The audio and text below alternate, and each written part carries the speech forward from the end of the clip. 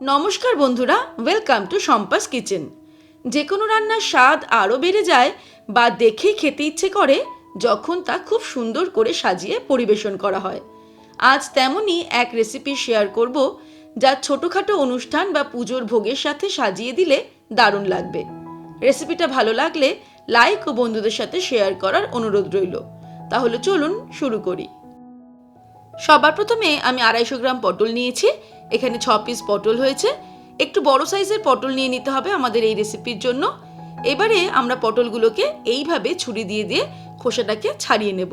যেরকম আমরা পটল ভাজার সময় খোসাটাকে একটু ঘষে নিয়ে ছাড়িয়ে নিই, ঠিক সেই রকমভাবে পটলগুলো এইভাবে ছাড়িয়ে নেওয়ার পর প্রথমে দুদিকটা কেটে নেব, যেরকম আমরা পটল ভাজার সময় কেটে নিই।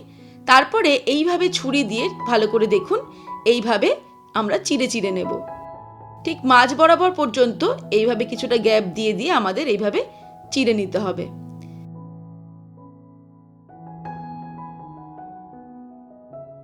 প্রথমে একটা সাইড চিড়ে নেব, তারপরে ঠিক উল্টো পিঠটা একই রকম ভাবে আমাদের চিড়ে নিতে হবে।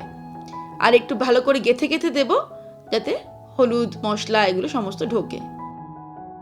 ভালো করে একটু ছুরি দিয়ে গেথে গেথে দিচ্ছি। আর খেয়াল রাখতে হবে যেন দুদিকটা আড়াআড়ি কেটে না যায়, তাহলে কিন্তু পটলটা দুভাগ হয়ে যাবে। তাই খেয়াল করে ছুরি দিয়ে সেই রকম আন্দাজে কিছুটা কিছুটা গ্যাপ করে করে চিড়ে চিড়ে নিতে হবে। আমি আরও একটা পটল কেটে দেখিয়ে দিচ্ছি। একইভাবে দুদিকটা প্রথমে কেটে কিছুটা বাদ দিয়ে দেব। তারপরে পটলটাকে দাঁড় করিয়ে এইভাবেও কিন্তু আমরা একই রকম চিড়ে নেওয়ার কাজটা করতে পারি। তবে সাবধানে করতে হবে, ছুরি দিয়ে হাতে কোনো রকমই লেগে না যায় বা কেটে না যায়।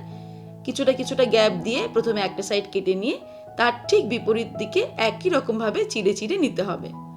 এইভাবে যে দিকটা সুবিধা হবে, যে পদ্ধতিটা সুবিধা হবে, সেইভাবে আমরা পটলগুলোকে কেটে নিয়ে ফিরে আসছি।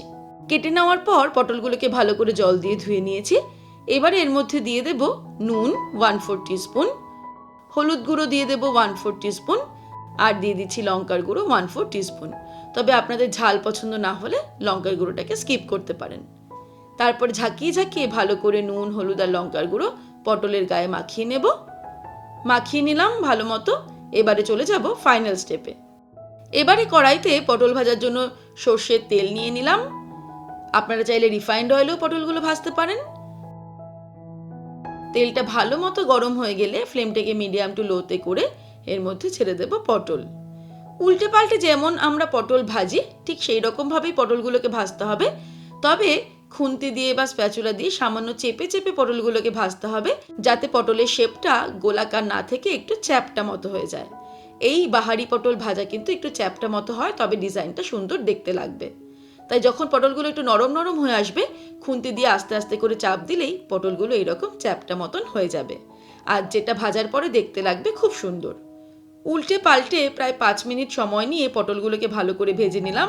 একটু সময় নিয়ে ভাজতে হবে, না হলে কিন্তু ওপরটা লালচে হয়ে যাবে, অথচ ভেতরটা কাঁচা থাকবে। তো এই পটলটা যাতে ভালো মতো ভাজা হয় সেই দিকে খেয়াল রেখে ভালো করে সময় নিয়ে পটলটাকে ভেজে নিয়েছি। এবার এগুলোকে তেল থেকে ছেঁকে তুলে নেব। ব্যাস তৈরি হয়ে গেল খুব সহজে স্পেশাল বাহারি পটল ভাজা। বাড়িতে ছোটোখাটো অনুষ্ঠান বা পুজোর ভোগের সাথে এইভাবে পটল ভেজে সাজিয়ে দিলে দারুণ লাগে। রেসিপিটা ভালো লাগলে লাইক ও বন্ধুদের সাথে শেয়ার করার অনুরোধ রইল। আর আমার শেয়ার করা এমনই নতুন সহজ রেসিপির আপডেট প্রতিদিন পেতে আজই শম্পাস কিচেন চ্যানেলটা সাবস্ক্রাইব করে নিন। আর বেল আইকনটা প্রেস করতে ভুলবেন না। সুস্থ থাকবেন, ভালো থাকবেন। আমি আবার হাজির হব নতুন নতুন রেসিপির সঙ্গে। নমস্কার।